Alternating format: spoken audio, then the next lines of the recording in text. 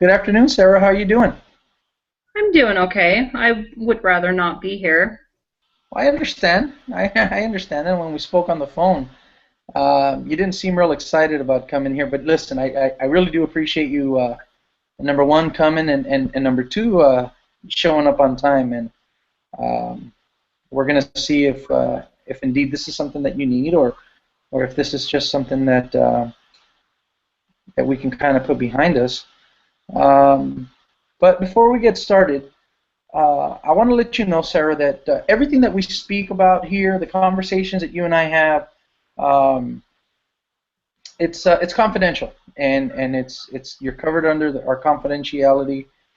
But there are limits to that confidentiality, and what I want to do is just briefly discuss those with you. If there is any mention of you harming yourself or harming somebody else, then I have to violate our confidentiality and make sure that nobody is at harm. Also, if for whatever reason there is any law enforcement involved, and for for whatever reason I should get summoned to court, then I have to let you know that I do have to testify. Um, Also, if for any reason you want me to speak to somebody on your behalf and share this information, I would need written consent from you before I can disclose any information that we have here.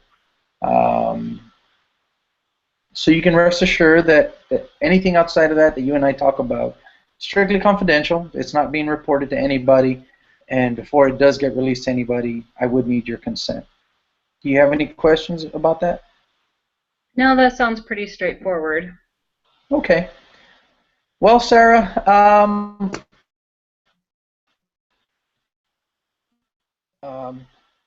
it's not to convince you to do any one thing. Instead, my role here is to facilitate, and through a series of questions and some reflections, determine whether or not you have anything that you would like to change. You're in total control. You can continue doing what you've been doing, but if there is any behavior that you think would be in your best interest to change, then that's something that we can discuss. If there aren't any behaviors that you want to change, then by all means you'll be free to continue with your life as it is. Now, before we go any further, I'm sure that you have any questions. I'd really love to hear them. Is there anything that you wanna mention before we get started? Well, my husband mentioned that he wanted to know the results of this, and I'm not so sure I'm comfortable with him knowing at this time, but I don't know, I might change my mind later. What would happen if I signed a consent for you to talk to him, but it started causing a lot of problems? I changed my mind. Well, this is what we're gonna do. Um, in case that you want your husband to be involved, I would get a consent form and discuss that specific situation, and we can even make it so that you're present. And we can make it so that any other communication, once that communication is completed, uh, would happen with your husband, then we would need consent for each time after that. How does that sound? Yeah, that sounds good. Okay. All right, Sarah. So what we're going to do is we're going to spend about 10 to 15 minutes, and we're going to go over some of this behavior that caused you to end up here and speaking to me. So if you wouldn't mind, in your own words, why don't you share with me exactly what it is that brought you here today? Okay, well, I work for a bottling company. We bottle three different brands of wine, and we have a wine tasting club. And something that we really like to do is after work, we like to knock back a few drinks and socialize and just blow off steam. My husband used to even come to these, and he seemed to enjoy it.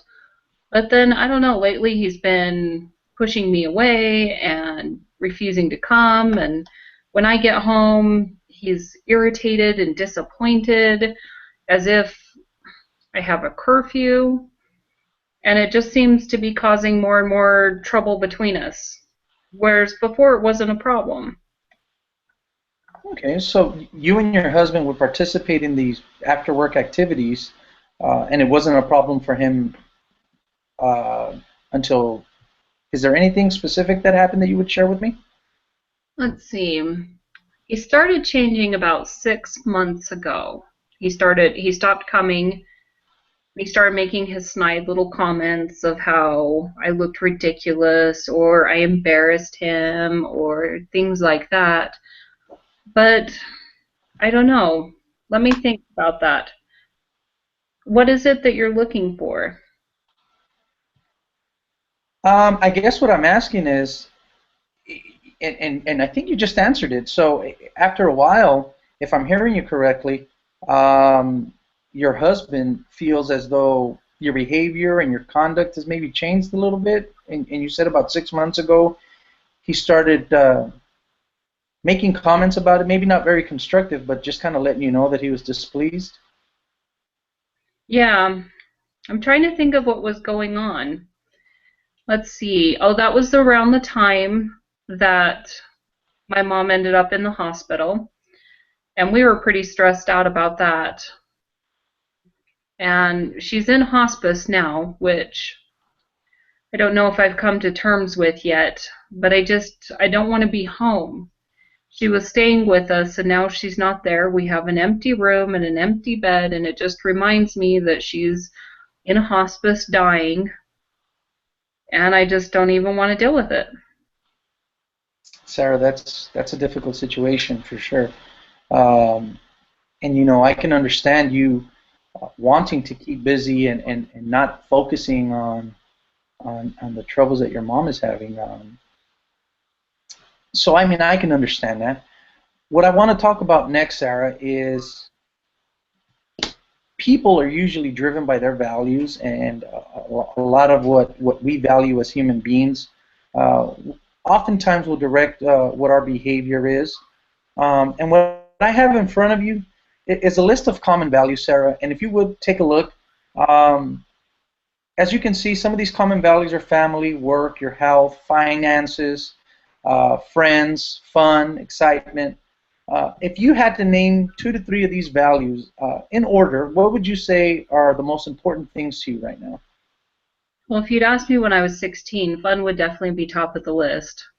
But I've noticed that, I don't know, it's been replaced by family. I love my mom. I really miss her.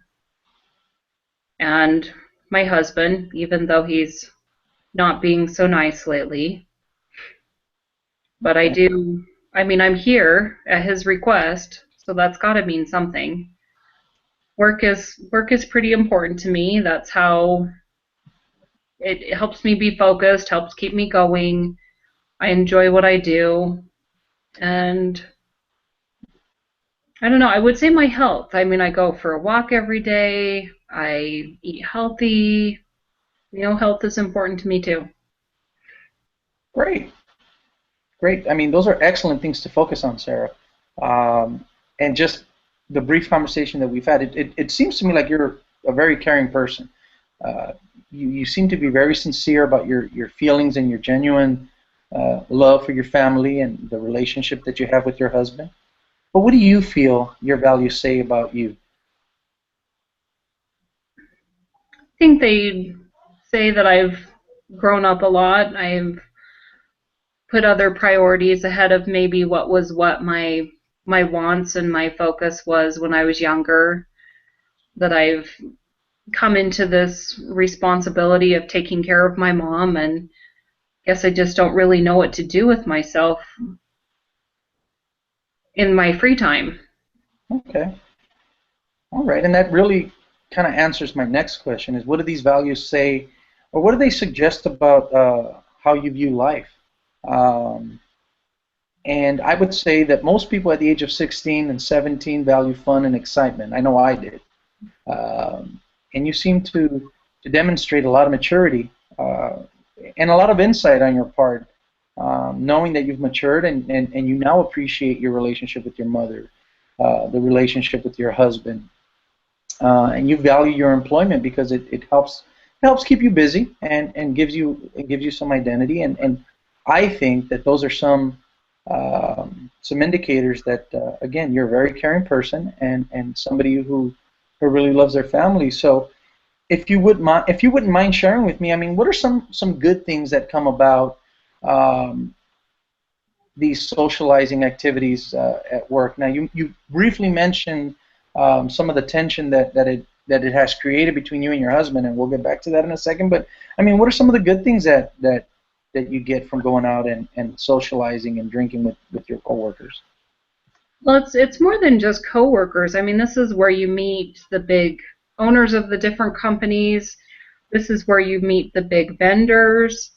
So it's more than just the coworkers hanging out, although we do have that quite a bit.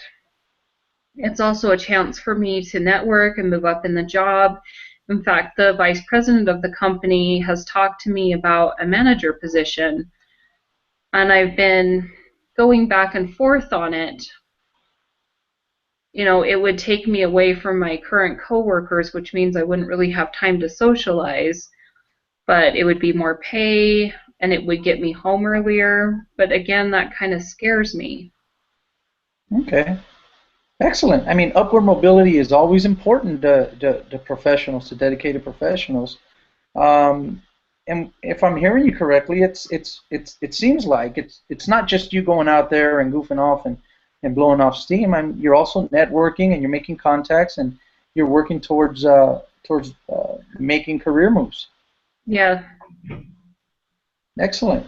Now, is these networking opportunities, is this something that you've been able to share with your husband? He came to one of them, but he felt like he told me I was just his arm, he was just my arm candy, and he didn't appreciate that. Okay.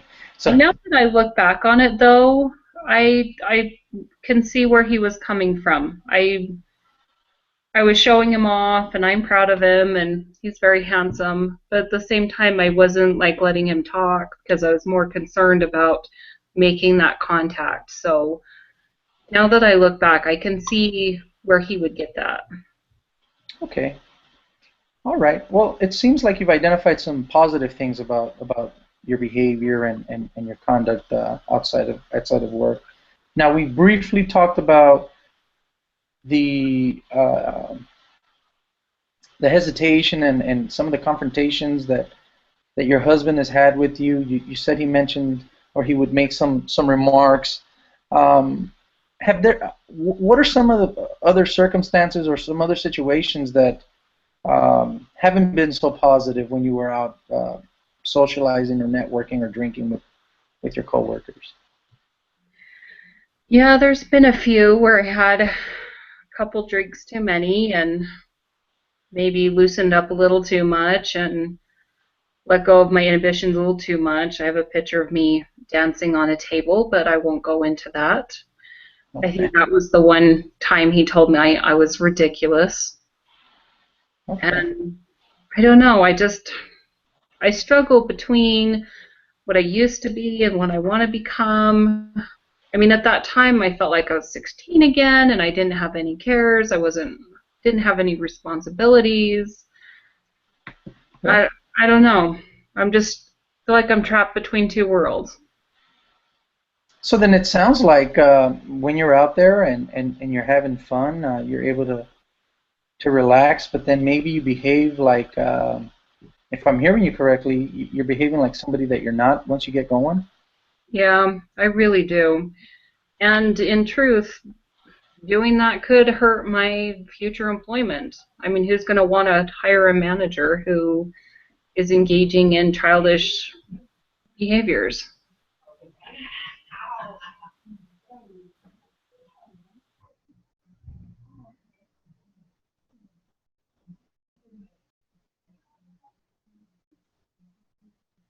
A lot of self-awareness.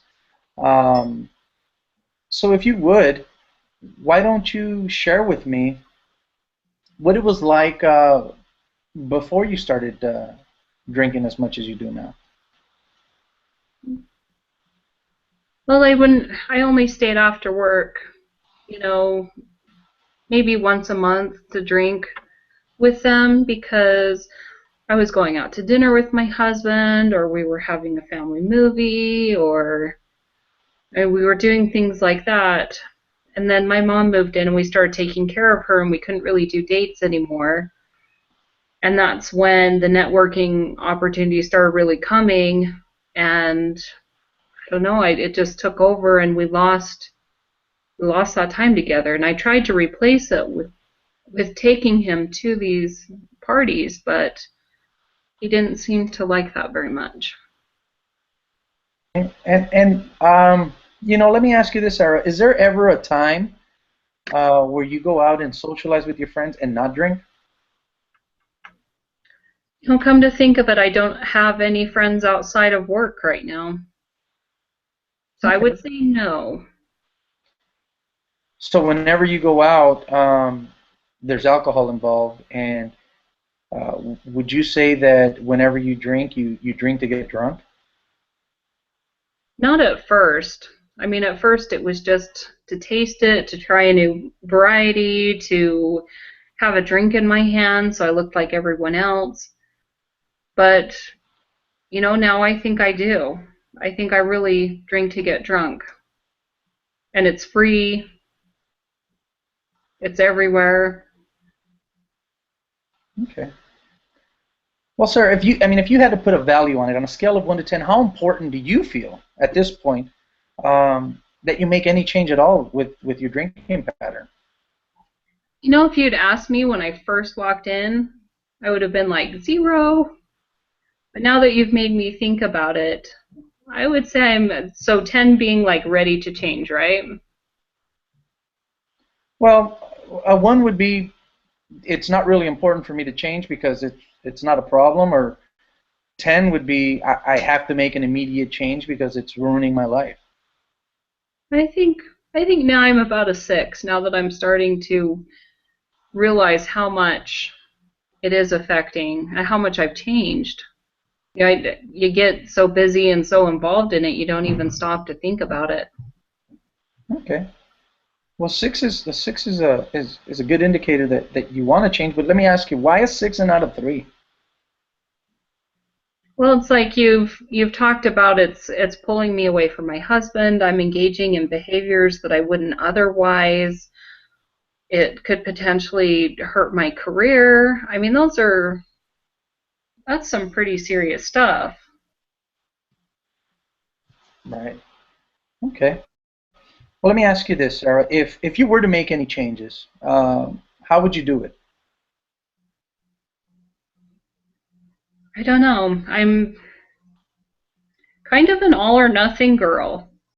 For me, it would be I'd have to just quit going, only go to network. Um, and maybe it could be for my advantage if I'm going there and being the only one not drinking and networking. Maybe I could have a glass of water or something. And if I only stay as long as I need to and leave, maybe my husband wouldn't be so upset.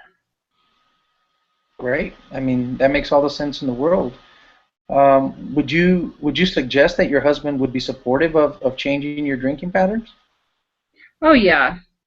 He has never been really a drinker, which I think is part of why he doesn't enjoy any of the socialization functions. He calls alcohol the elixir of stupidity. Okay. So, yeah, he would be fully supportive of it. He wishes I would just quit and find a different job. But right now, I'm not ready to do that, especially with this possible management position. Okay. Well, that makes sense. Again, you come across as a very driven and ambitious professional who takes her career very seriously, who respects and loves her family and respects and loves her husband. And that's obvious, just like you said. You walked into the door, you've shared all this information with me, um, and I would agree that your husband is supportive of your change. Um, Now, on a scale of 1 to 10, same thing, but now, how confident are you that if you were to decide to make a change, that you could actually go through with it and stick with it? I don't know. I think I'm about an 8. I think I could stick with it unless there was like a really good reason for me not to. Okay. I think And part of it is I need to I need to accept that my mom is leaving and stop hiding from it. and that's uh, and that's a difficult thing to that's a difficult thing for any of us to accept, Sarah. And it's important that you understand that um, your husband, as supportive as he is, would be there for you. Um, Now you say that you're confident uh, at a level 8. Why an 8 and not a 4? Well, I mean, I'm a very accomplished person, and when I want to do something, I do it. Great. That sounds great. Now, what I'd like to do, Sarah, is just very briefly before we wrap this up, with your permission, I'd like to share with you some information, some strategies that have helped people in your situation take small but significant steps towards changing their behavior, um, and some strategies to kind of stay on track. Some things that have really helped them. Is that something that you're interested in discussing? Yeah. Okay, well, the first thing would be for you to continue coming in here and discussing your feelings and some of the issues that you may encounter here with me. Another thing people have found very, very helpful is support groups. And you may have heard of them, 12-step groups, support groups. Your husband can also join any of those groups. But participating and staying active with other people who are conducting themselves and participating in sober activities have helped people stay away from triggers that may kind of get in the way of your recovery or of your desire to change that behavior. And for example, if going out to these networking events, more recently you have started to drink at every one of them, and you drink not just to socialize, but you drink to get drunk. A smart strategy would be to, instead of going to those networking events, maybe attending a meeting and discussing those feelings with other people who have similar feelings with you. Now, I will share with you that it's not for everybody, and I'm not sure if you've ever participated in anything like that. But those are some of the strategies that people have used and have been successful.